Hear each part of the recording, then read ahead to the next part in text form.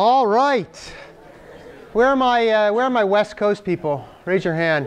Stand by. This storm's going to be crazy from what I understand. So us people who grew up on I grew up in central New York, and 3 feet of snow is like, what's 3 feet of snow? That happens all the time. But we'll see what happens here. You guys know no classes like after 6 p.m. So that means labs this week are going to get postponed again, unfortunately. What that also means is that labs will get postponed this week, so lab 1 will actually be next week. What it means is that we may be off just by the lecture might happen, and then it might be a little bit before you do an associated lab on that. We're going to try to catch up in some way, like drop a lab here or there, or combine some labs or whatever. But no fair at the end of the semester if you say, I wish the labs were more about what we talked about in class. Because they are. They're just going to be a little bit off kilter from the actual labs in class. So I apologize. Yes? Labs tonight are canceled as well, too. Yeah. So first lab will officially be next week. I'll mention the lab today if we get to it. But we won't actually have them this week. OK? All right. Homework 1. Good job on homework 1. Again, I hope it wasn't too painful. I mean, it was dynamic arrays. You might have had to drag out of your brain a couple things on dynamic arrays. Thank you. But for the most part, I think the dynamic arrays, it wasn't that hard. This next assignment is actually going to be on linked lists. The assignment is available now. Provide is not quite up, but I'll do that over the next day or two. And this is going to be an almost identical assignment, except that we don't give you the actual information in the CPP file. You have to create that yourself, as far as I know. And if that's not the case, I'm going to go change it, because it should be. But it's going to be the same exact functions, except now you're going to have to implement them with this linked list, right? And linked lists, the worst data structure that you will never use again, right? But linked lists are important for a lot of other reasons. OK? Any questions before I get going? Oh, all right. So here's what we're going to do today, a little couple tips of the day. Then we'll talk about linked lists. And then we're actually going to delve, we're going to kind of take a little side tour into this thing called asymptotic analysis, which last semester actually came before linked lists. But because of the lab, I was going to do it now. So it's all kind of jarbled together. But we will go on a detour into this thing called asymptotic analysis, which you will use for the rest of your computer science career, almost regardless of whether or not you use any of the data structures, which you will. But asymptotic analysis is super key important. And in this class, we introduce it, and then we talk about it, but it's at kind of a medium-low level. We are not digging all the way down. When you take algorithms class, you will start getting into the actual details of that. OK? So the good news is that you will learn something about asymptotic analysis, and you won't have to really rack your brain about a lot of details. You'll just have to do a very broad sweep on a lot of this stuff. We'll get into that. OK? Then we'll talk about doubly linked lists. The lab is actually on these things called doubly linked lists and circular lists, and then I'll talk about some other homework things. OK? All right, first Unix tip of the day, or Linux tip of the day. I may have mentioned this last week. Actually, before I forget, for you guys, I totally forgot, and I literally just remembered 1 second ago. There is a website called sayat.me. OK, if you go to sayat.me and you actually type / I believe it's just Chris Gregg, you can give me feedback that's actually anonymous. OK, what does that mean? It means that I don't know who you are, right? You can give me this feedback, and if you have anything you want to tell me about the class that you don't, for whatever reason, feel comfortable emailing me about, and it can be lots of different things, send it to me on this. And I can actually reply such that you remain anonymous. You have to just click a little thing that says, let Chris reply to you. And you also have to check back at sayat.me. It doesn't actually email you when I reply, which is kind of annoying because it should. It emails me when you say something, but then when I reply, it doesn't email you, which is too bad. But anyway, you have to actually go back and check. and we can have a dialogue where you remain anonymous if for some reason you need that. What I would ask is that if you have constructive feedback, put it there, or just email me. I mean, if you don't mind emailing me, that's fine. But if you have constructive feedback, put it there. Like the non-constructive stuff, I'll probably just ignore, right? But the actual constructive feedback or anything else you want to tell me about the class, you can tell me that anonymously. Okay? Why do I do that? It's so that you don't have to feel like pressured into like giving up who you are in case you have something you want to tell me. Like, hey, Chris, that lab wasn't very good. Here's what could have made it better. Maybe you feel like that would color my opinion about you. It wouldn't. But let's say you wanted to say that. Use the sayat.me. The link is also on the main class website.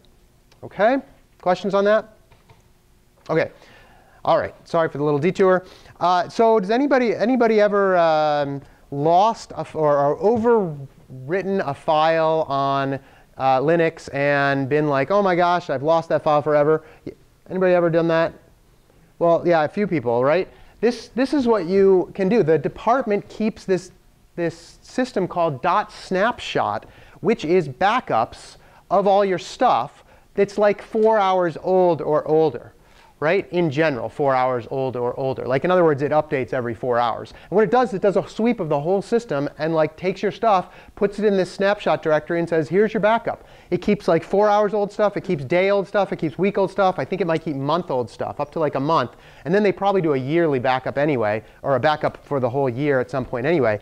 And it's nice because it saves all your stuff. So you don't have to worry so much if you delete stuff. The within the 4 hours part is a little tricky. But let me show you how it works. If I log on to the homework server, right, and I have a file. Let's say there's a file in here. I don't know what CPP files I have in here. OK. Let's say there's a file called test.cpp. Let's say that I remove it. Test.cpp, right? But it was my homework assignment. Oh no, it's gone, right? Like, and it's now gone from there is no more test.ccc or CPP file in the thing anymore. It's gone, right? Well, if I go into my .snapshot folder, right, and I do an ls, take a look at what's there, right? There's an hourly backup, 0. That's the latest. There's an hourly 1, an hourly 2, and I guess they say every 4 hours, so I don't exactly know what it is, but take that with a grain of salt. But hourly 0, 1, 2, 3 are like about every 4 hours, actually. OK? And then there's a bunch of nightly backups, and there's a bunch of weekly backups. OK? So you've got all these different backups. And if you go into hourly.0, lstest.star, let's say, whoops, lstest.star, there's my test.cpp file, right? So it's saved for me. And what I can do is I can copy and I go, whew, I've got my file, copy test.cpp to my home folder or whatever, and it's saved. OK? So that's all you have to do, right? Yes? So I just looked for my file. Like, this is now looks exactly like my home folder. Yeah, Zoe's question was, what do you do if you, like, what do you do once you're in there? It's exactly as if you were in your home folder. Yeah, I did. So I was in my home folder, which is here. Sorry, it's kind of hard to see this, isn't it? I was into my home folder, and I just went cd.snapshot, right? And cd.snapshot takes me into the snapshot folder. And then that has these hourly, nightly business, right? And then I do cd into the hourly 01, and that's just as if I was in my home folder again. And they all look like that, because they've got this weird linking where they link them all together and all the changes. So, yep, so it's good to go. All right, so if you get worried that you've lost stuff because of you've deleted them, you probably haven't, to a good approximation. Yes? Put a tilde at the end of the copy command. What is that? The tilde stands for your home directory. So it gets expanded into your home directory, the tilde command. OK, questions on that? All right. So I know there still were some Eclipse issues from the last this last homework, and I apologize about that. Again, if you don't want to use Eclipse through the homework server, you don't have to. If you do want to use Eclipse anyway, you can install it on your own computer. I've now helped people install on both a Mac and a PC, so it's not that hard to do. It takes a little time, but it's not that hard. If you ever find yourself running out of disk space, like Eclipse, for instance, will give some weird messages. But if you read through the messages sometimes and it's like it can't compile or something, sometimes the messages say something along the lines of quota exceeded, or I forget what the other message is. But it basically means you've run out of disk space, right? A lot of times you run out of disk space because you have these core files. Anybody, like when you segfault, that creates a core file which dumps all of this big file into your home directory. And if you go and you'll go back and you can see some labs from Comp 11, people have like dozens of core files in there because they kept segfaulting, right? Well, I wrote a little script to get rid of all those core files. So this will generally give you back a lot of disk space. So if you run out of disk space, try running this file /comp/15/public_html/file/free_space.sh, excuse me, and that should go through your home folder and remove all the core files and these weird Java core files and some other files that Eclipse might cause if it crashes. Okay, so that's if you run out of disk space. Okay, if you do run out of disk space and this doesn't work, see me and we'll try to figure something else out. Okay, you can't delete anything from your .snapshot file folder. Won't let you. But that doesn't count against you anyway. OK, questions on that? All right, linked lists. Now, I know you covered linked lists in Comp 11. And every semester, I get feedback at the end of the year that says, why did you go over things like dynamic arrays and linked lists again? We did that in Comp 11, blah, blah, blah. And I kind of laughed to myself because many of you might have heard it and used it in Comp 11, but you didn't like internalize it, right? And what do I mean by that? There are a lot of tricky parts to linked lists that you either don't really get the first time you do it, or you do it and it works, or it happens to pass the tests. But there's little things that you don't quite get. So we're going to go over it again. OK? So bear with me on this. If you think you know linked lists like the back of your hand, go do tonight's homework, get it done, and throw snowballs all day tomorrow, right? But for everybody else, write this stuff down, right? Or go back and try to ponder it and figure out what we're doing, because it's not quite as straightforward as you might think. I mean, it is, but there's details, right? Anybody want to be an accountant in here? No? If you wanted to be an accountant, this stuff is perfect for you, because there's all sorts of accounting, right? You have to account for all these different node pointers, and everything has to be right. Otherwise, you will crash your program. OK? So another great thing about C++, this stuff happens to cause these kind of issues if you do things wrong. Like you get null pointers that you try to dereference, and your program goes, I'm done. I'm out of here. Right? OK. So a linked list, right? You've got these things called nodes. OK? We will actually make a node struct that we will pass around. OK? That's actually, I believe, different than what you did in Comp 11. I think it's a little bit easier to kind of understand in this form, but you guys will let me know that. OK? And each node has a pointer in it that points to the next node. OK? That's all a linked list is. You've got a node. You've got a pointer out of that node that points to the next node forever and ever until you get to the last node. And we have names for these things. OK? The first node we call the head, obviously. And you're going to have a head on your linked list. Otherwise, you're not doing so well if you don't have a head. And that's the one you can lose track of pretty simply, too. So you got to be careful about that. The last one is called the tail, right? And that one is, we actually have to be a little careful with the tail. OK? The tail has a pointer to another node, which is null. In other words, the tail is a node. It's not the null after the last one. It is the last node. OK? It's the caboose on the train, right? So you guys know Bruce Mollet, right? Yeah, his analogy, you might have heard this in Comp 11, but his analogy is a really good one, right? The head is like a rope tied to a dock for boats, right? And tied to a boat. There's the dock, and then there's a boat, and there's a rope tied to the dock. And then the next boat is tied to this boat, and the next boat's tied to the next boat, et cetera, and that's how this whole chain goes along. So if somebody comes along and goes, oh, I'm just going to untie this and put another boat here and tie it on and lets that other line go, well, guess what? All the other boats float off into nowhere land, right? So that's what a linked list is. You've got to keep everything connected properly so that you don't lose track of these things.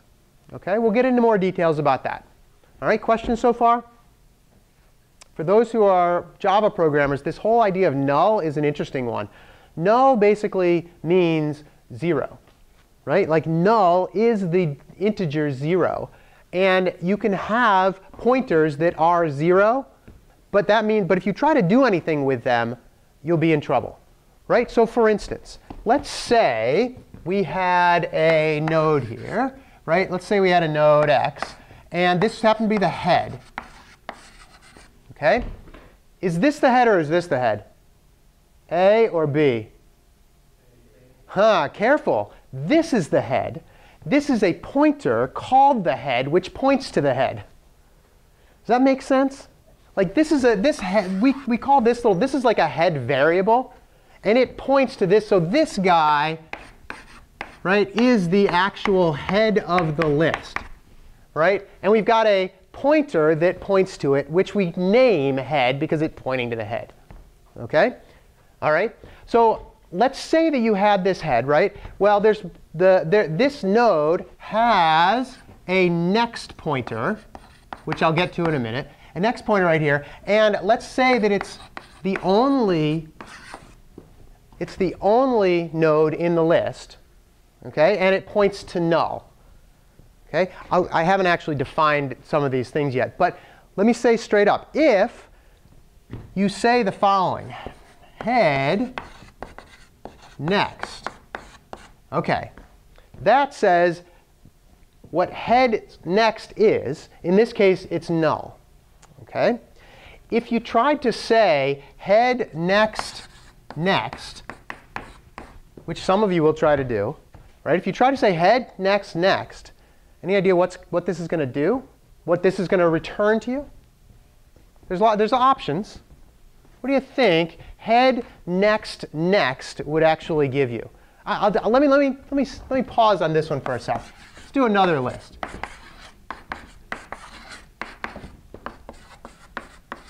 No. OK.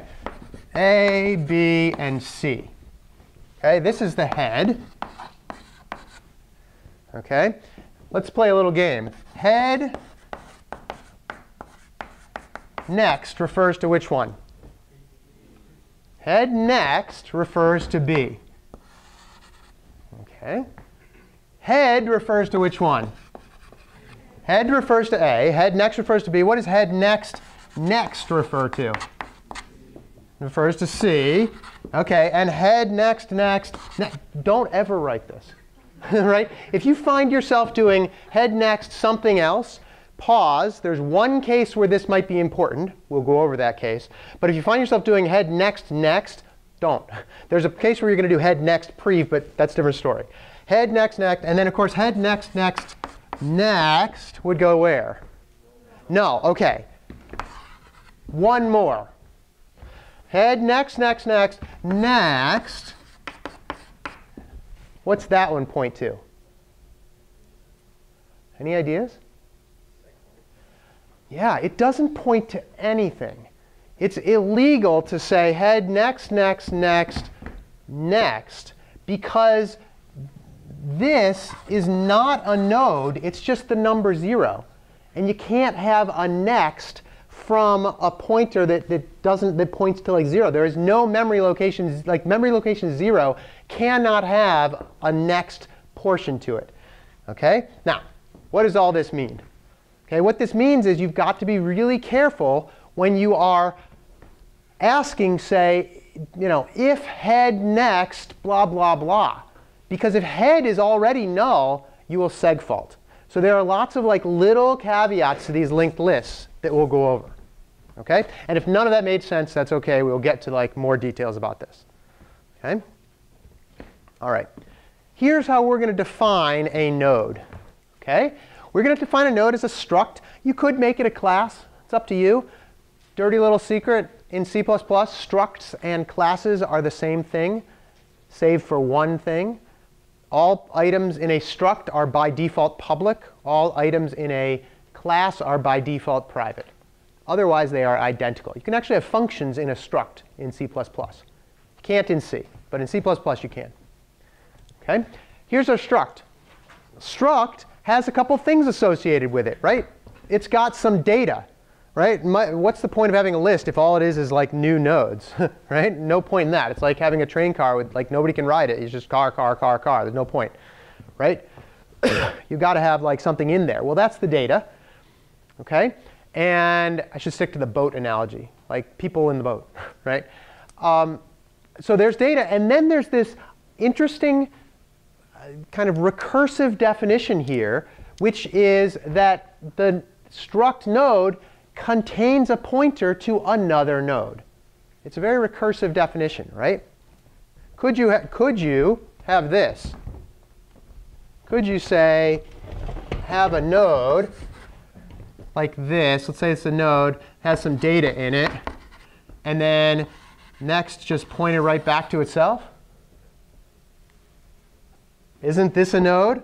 And its next can point to a node. So you could. You wouldn't do this, right? This would be bad again, right? But you could. I mean, it's like I said, it's a recursive definition. In other words, a node contains a pointer to a node.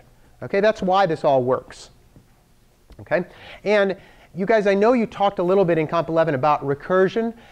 Linked lists are actually pretty good for recursion, like to actually do these things using recursion. I will suggest against it, for at least for the lab and for this assignment. Do things iteratively. If you want to use a recursion, in other words, if you want to call the functions themselves, then you probably can get away with it. But it's a little trickier. So I would stick to the iterative method. In other words, for loops and things. Okay? All right, so that's what a node looks like. Okay, it's self-referential. Already talked to you about that. Okay? Some type. I left that generic. Right? I purposely called it some type because it could be anything. It could be integers. It could be some other struct. It could be some other type of data. And that's completely up to you. Okay? The thing that a node needs is it needs a next pointer, and it needs something, some kind of data. Okay? All right? To what we call walk a linked list. Okay, let me erase this here. There we go. To walk this linked list, that means to go from one node to the next, all the way to the end. You might have to walk all the way to the end. Okay, we call that either traversing a node or walking a node. Or sorry, traversing a list or walking a list. Take a look at how you do it. I said for loop before. While loop is the better way to do this. Okay? Take a look at what we've done here. We've said node current. In other words, I'm calling it the node I happen to be working on right now. I'll call it the current node. Equals the head. Okay? Let me draw this out like this. Here's our current node. Okay? Let's traverse this list. While current is not equal to, well, first thing, current equals head. After that first line, okay, where does current point to? A. You sure it doesn't point to here? Yes, you're sure it doesn't point to here. No, that's a variable, right? It points to A like that. So both the current and the head now point to this one. Okay? While current is not equal to null. In other words, it's going to check and say, look, if current equals null, we're done with this while loop. There's no more lists to traverse. Okay, we're trying to walk from A to B to C to the end. Okay? If test on current, I don't know, let's say we're testing to see if current is D, right? It's not, right? While that's true, if current equals D, let's say, that's our test, let's pretend, then we would stop. Okay? But it's not, so we go on to the next line and we say, this is an interesting one. Current gets current next. Okay? Where's current going to point after that? B. I didn't hear quite enough people resoundingly say B, so maybe you're still thinking about it. If I say current equals current next, or current gets current next, that says that I'm going to replace the value of current with its own next. It was A. A's next is B. So therefore, current gets B. And now current points right over there. That makes sense? Okay. Hopefully this is a little bit of a review. But if it's not, then like try to concentrate. Zoe. I'm just not so familiar with the concept that it has not current. Is that saying that this is Yes, if the inside of that is true, just an if statement, break meaning stop the loop, the while loop. Yeah, that's how we get out of a while loop in this case. Yeah. Oh yeah, we could have had it, you're right, we could have put it in brackets. Right, same thing. Yeah, we could have put it in curly brackets. I probably should have to be strict about it, but you can have it on the same line. Yeah. OK, we're still checking to see if current is D. It's not. So we say current equals current next. Right now current is B. Therefore, B's next is C. So current now points to C. By the way, did head ever change? No. We don't want to change head if we can help it, because then you're like going to be in trouble. Sometimes you can get away with it. Like if you're deleting a list, move the head because you're deleting everything. But that's the only time. This is not equal to D. We do it one more time, and we say current equals current next. Current next is null. So current is now equal to null. And we go back to the top of the while loop, and it says while current is not equal to null. So current is equal to null, so we stop our while loop. OK? So you see how we can traverse these lists. OK? Not so hard. This one's not a bad case. Now, some people will try to do something like they will try to say while current arrow next is not equal to null. And they'll try to do that. And many of you will do that. OK? And I will yell at you. You'll come to the office hours and you say, my program's seg-faulting. And I'll look through it and I'll see a while current next equals not equal to null. And then I will yell. And you don't want me to yell, because I'm a nice guy. Right? Here's why I will yell at you that. What did we talk about like 3 minutes ago regarding saying current next? What if current happened to be null? What would happen if you said while current next is not equal to null? Seg-fault. Right? And that's where your program's seg-faulting. Right? 99.9% of the time.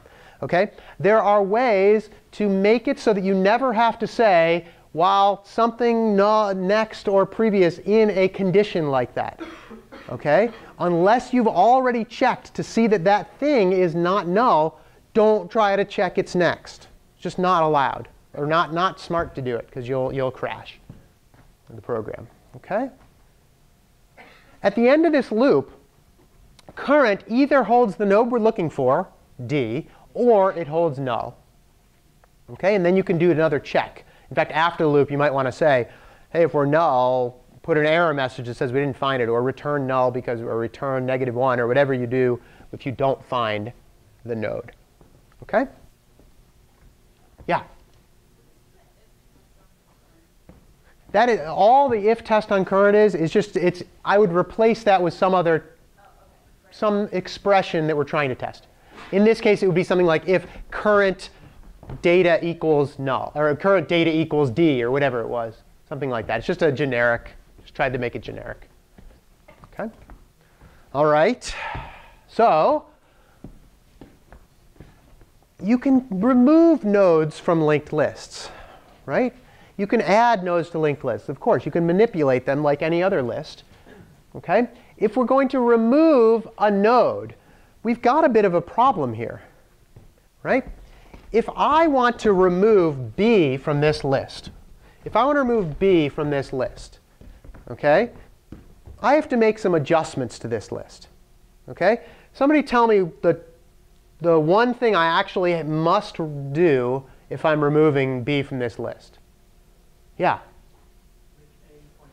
Make A point to C. In other words, if I somehow get A to point around B like this, then as far as the list is concerned, it goes head A, roop C, null. OK.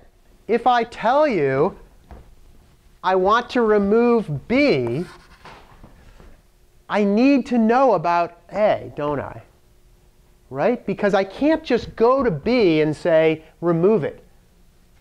Right? You have to actually do something about the A. Now, let's say I'm at B. How do I get to A from B? You can't. Right? There's a little problem there trying to get from A to from B to A. This is a one-way street. Right? In a singly linked list, you can't go backwards. The only way to get to A from B is to forget everything you know, go back to the head, and keep walking looking for A. Right? Looking for, well, actually looking to see that A's next is B. That's really the one you have to do, right? So you need to know something about the previous. This is why these things called singly linked lists, in other words, linked lists that go only in one direction, are a little tricky. Okay? Take a look at this. Okay?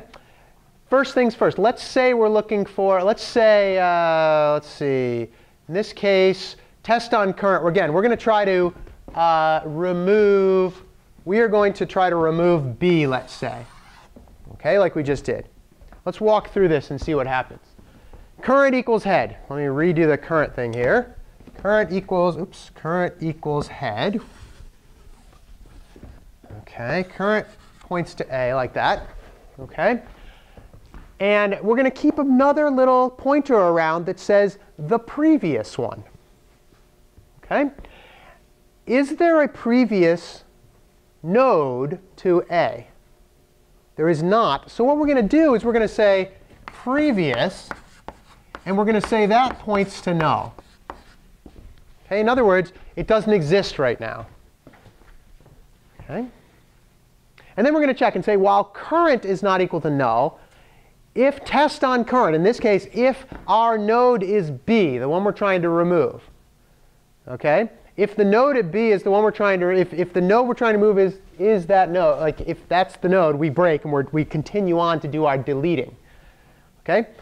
If it's not, in other words, current is not equal to B right now, we have some bookkeeping to do, okay? The bookkeeping says previous, it should say prev, not previous, or it should say previous up there.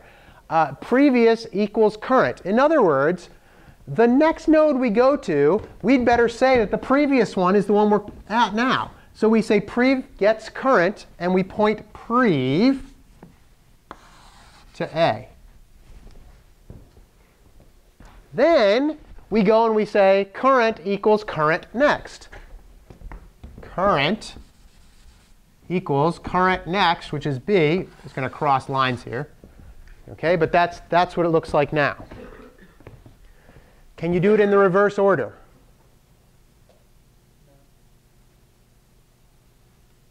If you tried to do it in the reverse order, you'd be dead. Because if you made current equal current next, you've lost the fact that you have something to set equal to prev. You've lost it. Okay? All right, so then we go and we check and we say, while current is not equal to null, it's not. If test on current, in other words, is current equal to B, it is. Now we can go through the rest. Now, do we have enough information after we break here to move A's next to C?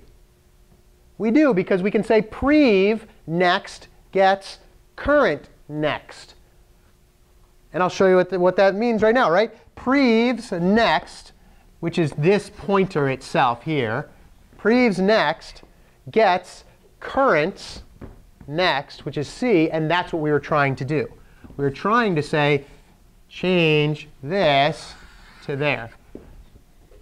See all these arrows? This is why this stuff gets a little confusing, because there's like a zillion arrows around here. But that's what's going on. Okay. Here's what it looks like. Here's what it looks like for reals. Okay. That top part is exactly what we just looked at. Okay. We're trying to remove the node pointed to, like the node n, basically. Okay. Sometimes we will actually pass in like the data we're looking for.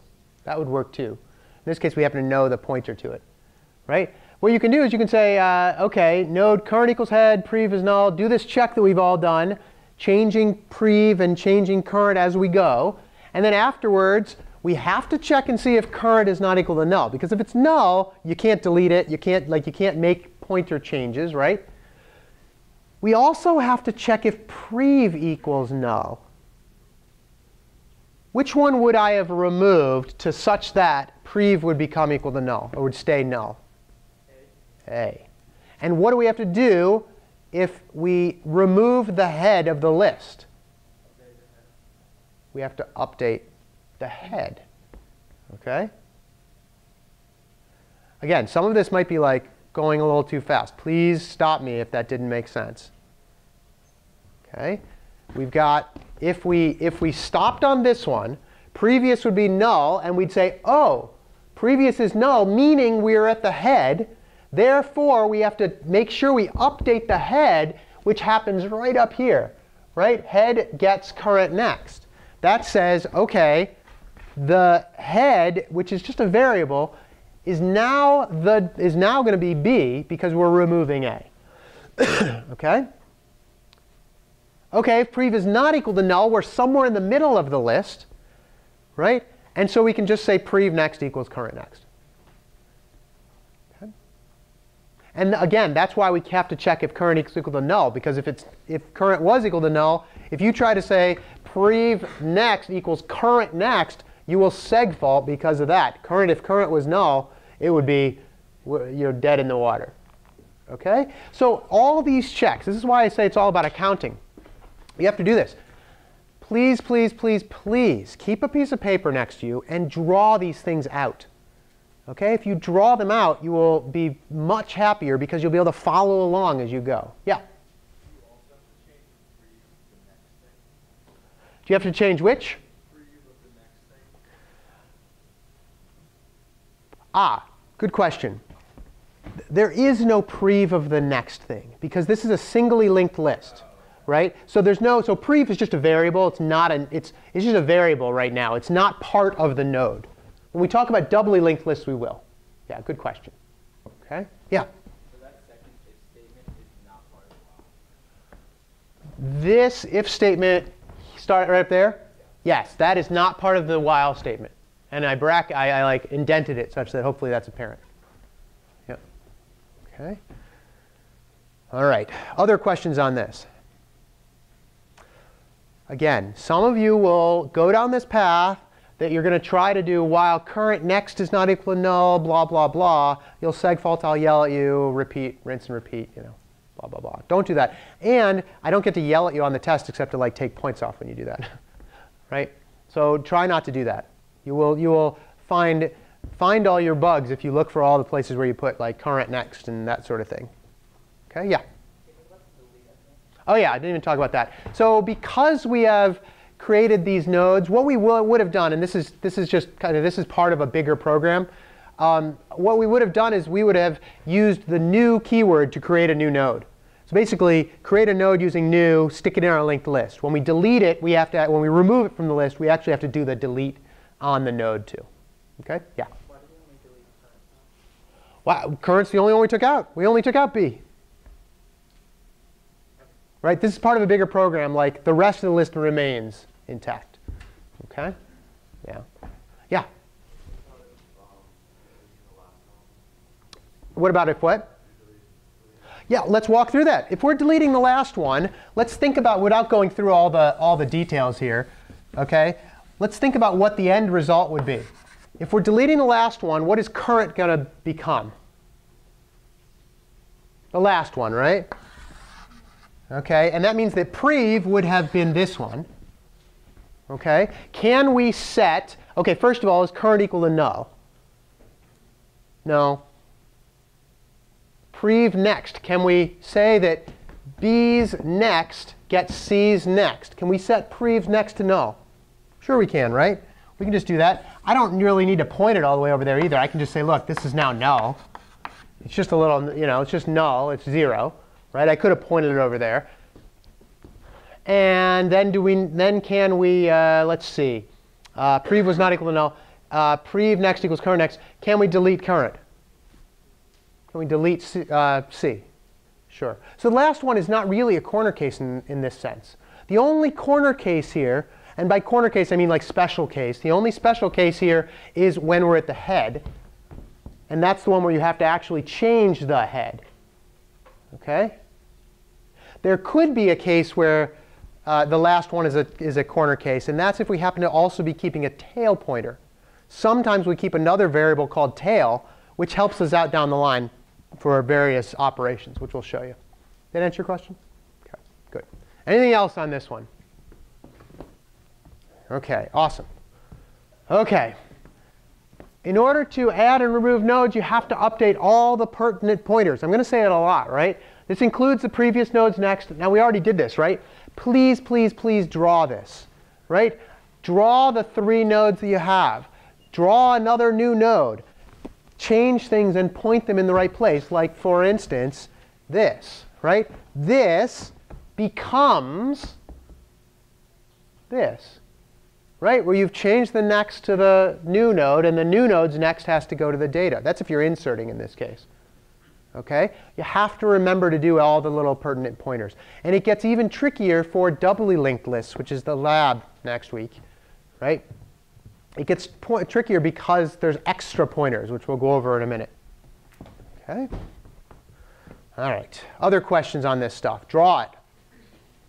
If you can't draw, well, just, I don't know, scrape things out or whatever. Do it. Just don't try to like have it all in your head. It just won't work. OK? Here's how you insert a node after a node.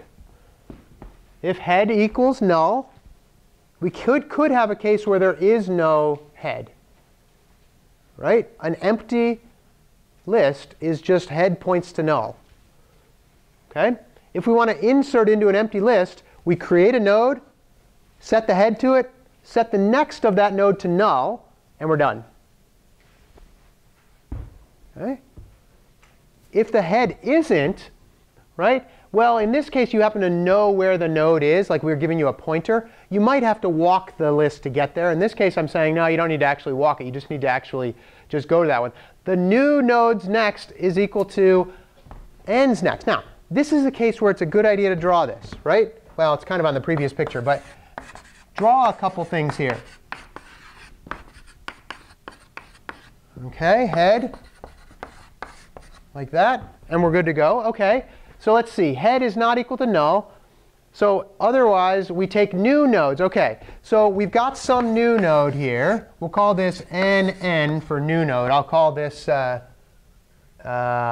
will just call, let's see, insert node after node N. So we'll call it MNO, like that. OK, this is kind of to get the naming right here. OK, if head is equal to null, then we know that there is no other node.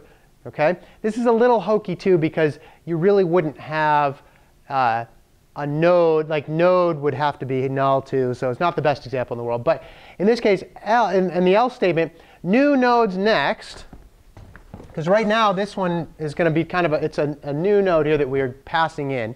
New nodes next needs to go to ends next. In other words, we need this one to slot in right here, right? So new nodes next needs to go to ends next. OK? And ends next needs to go to new node.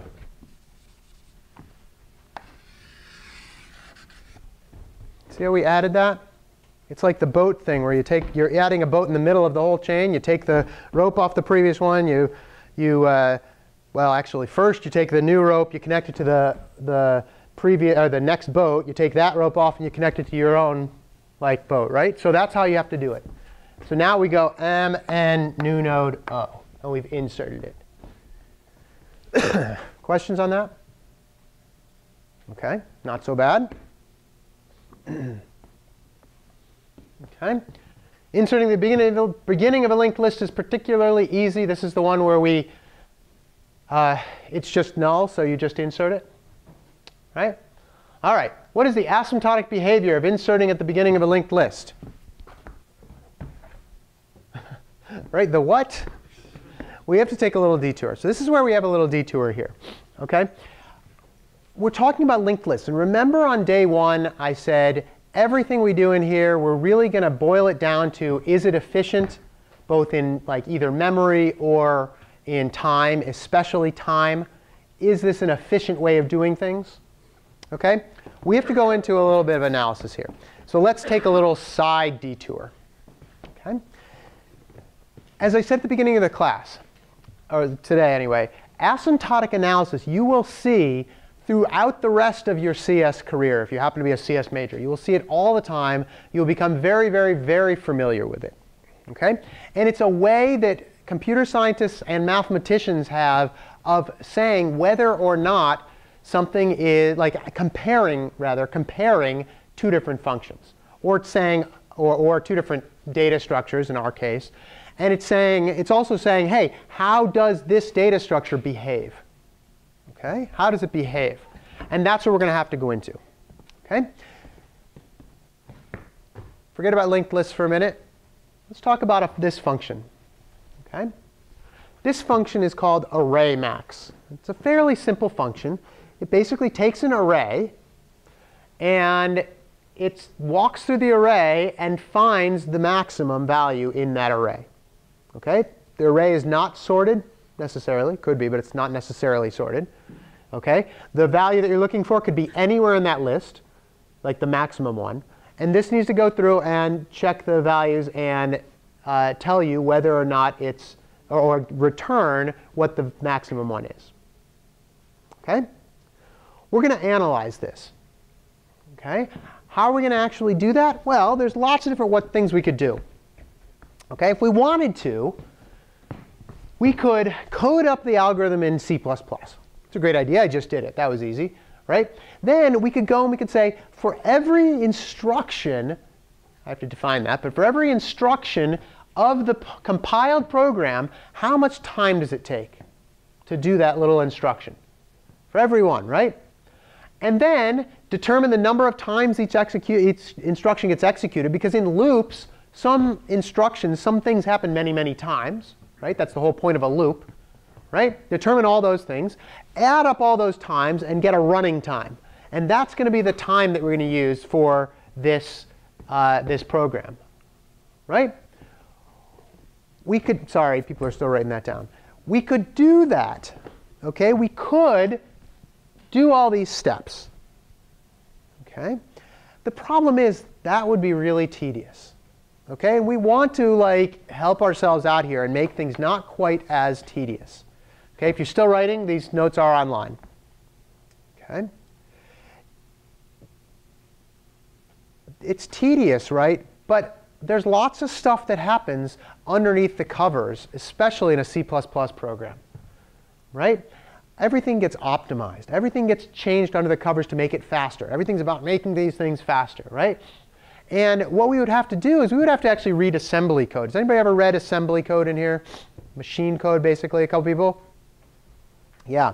Take a look at this. Let's see where it went here. Here it is. Let's see. I want to open that using, let's say, Text Strangler. There it is. OK. So see this stuff? This is your program that I just wrote. This is literally the same program that's compiled down into a form that's a little closer to what the machine understands.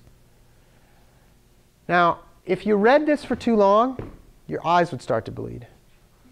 Right? Why? Because look at it. LEAQ underscore ZSTL8 underscore underscore IO INIT percent RSI. Not very readable. Actually, in fact, much more readable than the machine code, which is a bunch of zeros and ones. Right? But not particularly readable. Right? And by the way, that little function is this long. Oh, I'm still going. Oh, look, I'm still going. Oh, look at that. I'm still going. Right? That little function is, woohoo, that little function is 969 lines long. OK, now, you could count all those little things, go into the Intel machine, like Intel processing manual, and see how long those instructions take. And by the way, sometimes Intel's sneaky and it does two at once. Right? So you don't really know that because it's all optimized. Blah, blah, blah. Painful. OK? You don't want to do this.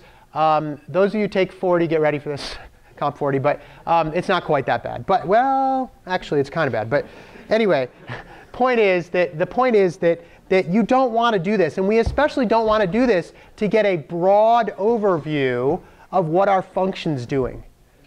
OK? We don't want to do that.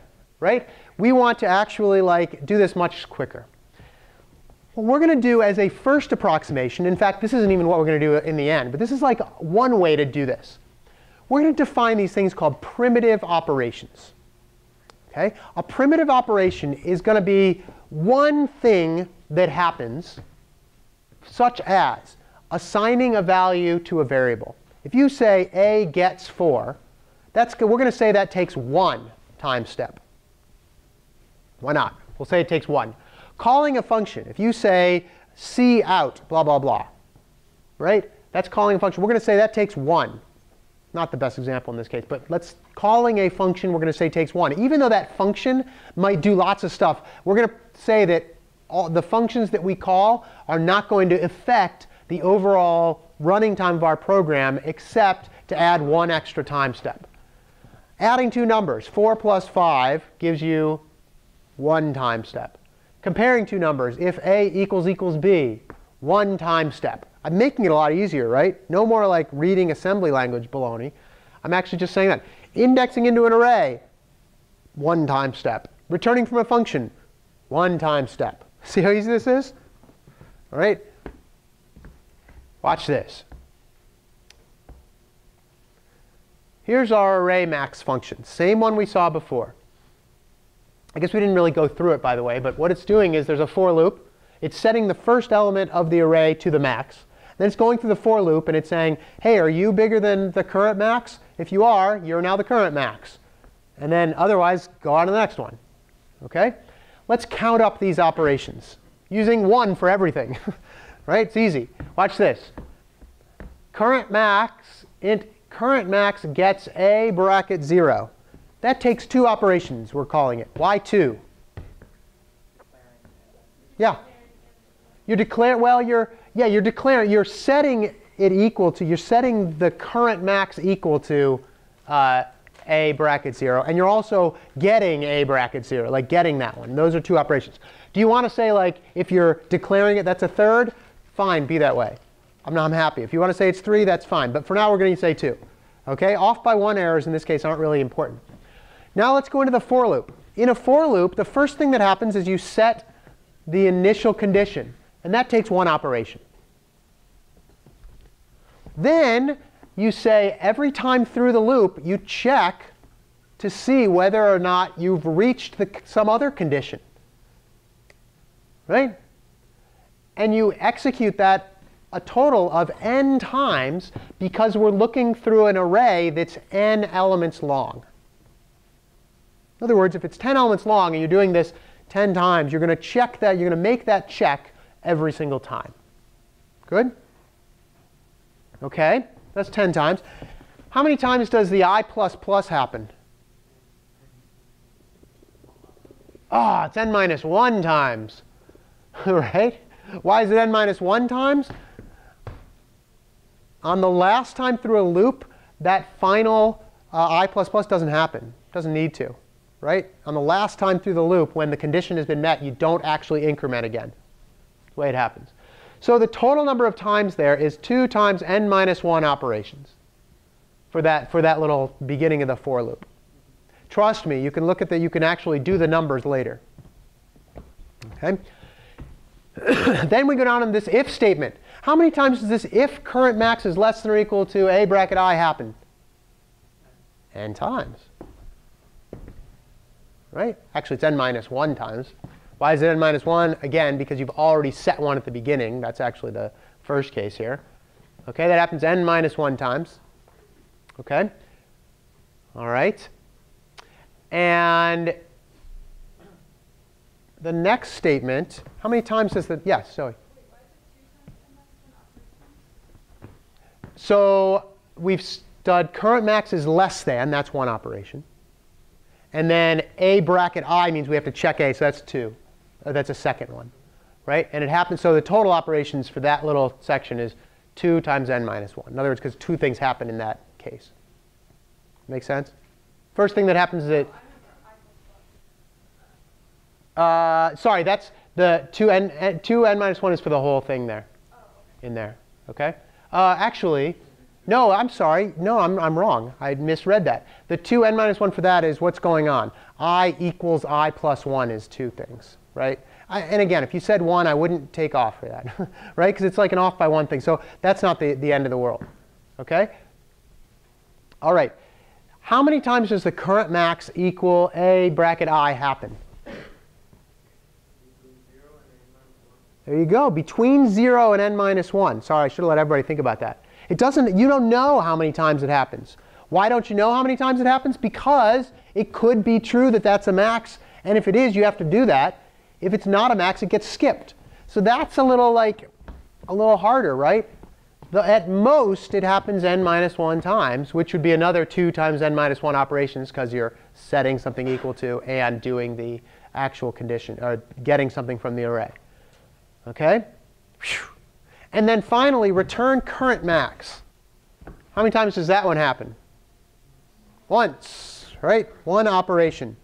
Oops, OK. So by the way, the loop total was between 4 times n minus 1 and 6 times n minus 1, just because we have no idea how many, if it was, what's the best case for how many times current max has to happen? It could happen 0 times. When would that happen?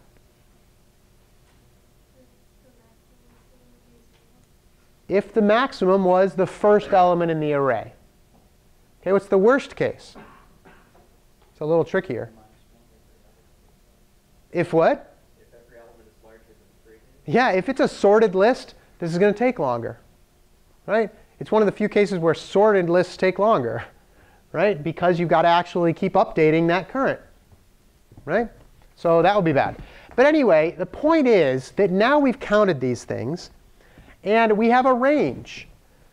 We say at least 2 plus 1 plus n plus 4 times n minus 1 plus 1, which equals 5 n operations happens. In other words, if we have 1,000,000 elements in this, and each element takes 1 second for to do its thing, right? It's going to take 5 million seconds, right? We have at most 7n minus 2. Right? So there's a range there of what our thing is there. OK? Yeah. Where did the 4 and the 6 come from? If you look back into the loop, right? See the thing right here, loop total between 4 times n minus 1 and 6 times n minus 1? In other words, I added up everything inside that loop. So sometimes the loop takes 4 times n minus 1 because the result, the maximum was in A0. And sometimes it takes up to 6 times n minus 1 because the elements were all in order. In other words, that's the range we can have to the total amount of time. Okay, good question. All right. So we've got between 5n and 7n minus 2. OK? All right. So what that means is what we can change this to is we can say there's a best case for how long this takes and a worst case for how long this takes. The average case, who knows? There isn't a real defined average case. If you had random numbers and you put them in here and the blah, blah, blah, you could do a little bit of analysis there. But we're not going to really worry so much about the average case as much as the best case and the worst case for these things. OK, if you want to talk about average cases, go take algorithms class, Comp 160. OK? So do we need this much detail? Actually, we don't. In algorithms class, you will. In Comp 15, and in fact, for most broad analysis, we don't actually need this much detail, which is even cooler.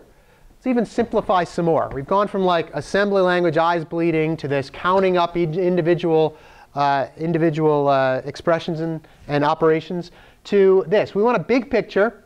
We want to know, or it's good enough for us to know that, guess what? Our array max function grows proportionately to the number of elements we have in that. If you have 1,000 elements, it'll take 1,000 times, whatever a time is. If you have 1,000,000 elements, it'll take 1,000,000 times. OK, there's an actual linear relationship between how much stuff is in the array to how long it takes. That's all we need to worry about. OK, that's it. What does that mean? Well, it means we can simplify these things. This is this kind of analysis is what we call big O notation. OK? Big O as in the order of. OK? In other words, it's on the order of n, meaning if you have n elements, it's going to take about n time, whatever time step you're using. OK, what happened? Did my program just crash? Hang on. Nope, what happened? OK, so we're going to think of this as big O. Wikipedia has a good definition of big O. It says big O notation describes the limiting behavior, key word there, limiting behavior to a function when the argument tends toward a particular value or infinity, usually in terms of simpler functions. What does that mean? Well, we have to think about these things in the big picture. OK? Remember that return statement that happens once in that function, array max? Remember that return statement? If we had 10 elements in our array, it might take about the same time to actually return from our array as it did to check all 10 elements. Because 10 is a tiny little number. So if we wanted to do the analysis with 10 elements, there's no point. Because 10 is such a small number that all the rest of it outweighs the fact that you're going to have to do that, right? I mean, it's kind of like getting in your car and driving to the end of your driveway, right? The driving to your end of the driveway part takes just about as long as it takes to get in the car, sit down, adjust the seat, turn on the radio, find the right station. You know what I mean? Like, if we only driving to the end of the road or the end of our driveway, then who cares about, like, that distance is outweighed by the fact you've got other stuff going on. But if we're driving to California, right? Let's say we're driving to, let's make it better. Let's say we're driving 2 hours away, right? Getting in the car, turning on the radio is like noise. It doesn't even matter to how long it's going to take you, right? So it's the noise stuff we want to remove. This is why we're talking about going like towards infinity. We're trying to talk about big numbers here. Big numbers is what we're talking about when we do asymptotic analysis. Now, is it the next slide? I believe it is. If you're, let me see. Yep. If you're averse to math, hide your eyes. You don't have to know this. I'm just putting this up there for the mathy folks. OK? Here's what this function, this big O notation really means. OK? We're mapping a couple functions. And we're basically saying, I'll read it to you, right? Let f of n and g of n be functions mapping non-negative integers to real numbers. We say that f of n is big O of g of n if there is a real constant c is greater than 0 and an integer constant n naught is greater than or equal to 1, such that f of n is less than or equal to c times g of n for every integer n is greater than n naught 0. This definition is often referred to as the, quote, big O notation. We also say f of n is order g of n. What does that mean? Well, I wish I had my pointer here. I don't have a pointer. So what this means, I'll use this water bottle. What this means, I still can't reach. What this means is, see the little loop-de-loop at the top? The one of f of n, the little loop at the beginning there? That's the turning on your car and adjusting the radio. That's saying that that part might happen at the beginning, and it doesn't matter to the end result. OK, you've got to drive all the way to Western Massachusetts or something, right? You've got to drive all the way there. And there's some other function which is going to, in the end, take longer, but maybe not at the beginning. That's all this is really saying. OK, it's basically saying we've got some function that we can compare to other functions, but you have to not worry about the stuff at the beginning. OK? All right. Don't worry about that. You can go look at it if you're mathy and want to know that stuff. OK? What does all that mean? It means get rid of the turning on the radio stuff. You look at the number of steps. Throw away anything that's a constant, because that stuff doesn't actually matter. Find the biggest factor. We'll talk about what that means in a second. And then there's your answer. 7n minus 2 is order n. Why? Because the minus 2 part is the turning on the radio. The 7 is saying, well, it's 7 times as long. But in the big picture, the difference between 7 billion and a billion is not that much. I mean, it sounds like a lot, but it's not that much. It could be 1,000 times n. But the difference between 1,000 billion and a billion, in the big picture, if we're talking like going towards infinity, is not that much. So how easy is this? If you happen to have a function like this, you take it, you get rid of all the constants, and you find the biggest factor, which in this case happens to be n, and that's your answer. Let's talk about all the ones we care about. We care about constant behavior, which is the holy grail. Constant behavior says it doesn't matter how many things you're dealing with. It only takes a constant amount of time. If I have a list of 1,000, it takes 1. If I have a list of 1,000,000, it takes 1. If I have a list of 10 million, it takes 1. It's the holy grail because it means our problem scales infinitely. Okay, it's awesome. Logarithmically is another one that we have, and logarithmic behavior is also a very nice one to have. Why? Because logarithmic behavior is also very slow to grow. Right? If you have 1,000,000 versus 1,000, right? You've only got 10 times more logarithmically speaking. Okay? Did I get that right? 10,000 versus 1,000? No, 10 to the, I'll think about it. but it grows very slowly. Okay, linear is the one we talked about. We've got these other ones we'll get to in a second called quadratic, which is getting not so great, and polynomial, which is getting even worse. And then this one called exponential. And on Wednesday, if we have school, I'll show you an example of exponential that will demonstrate how it's terrible. Okay? Exponential functions, unless you have to do something exponentially, avoid it at all costs, because it grows faster than the problem size, right? Which is bad. Okay. So I'll show you the example of a thing called Tower of Hanoi, which is a kid's game that I'll show you on Wednesday. Okay. So here's our little, we're gonna implement our dirty little trick here. 20 n cubed plus 10n log n plus 5. Well, get rid of all the constants. That leaves us with n cubed plus n log n plus 1, basically. Okay? What's the biggest factor in here? The one that counts the most? It's the n cubed. This one's a little weird, n times log n, but n times log n is less than n squared, right? Because log n is less than n squared. So n log n is less than n squared, which is definitely less than n cubed. Guess what? This whole function is order n cubed. We just got rid of all the constants. We found the biggest polynomial factor there, and that's it. Okay? Questions on that? Okay. Let's look at a couple loops here. Nested loops.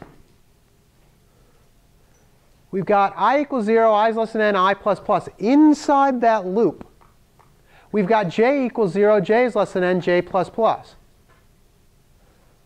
How many times does the outer loop run?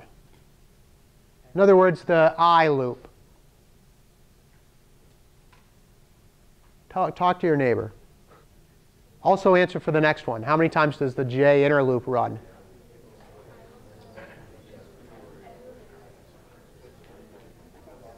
I'll erase while you're doing that.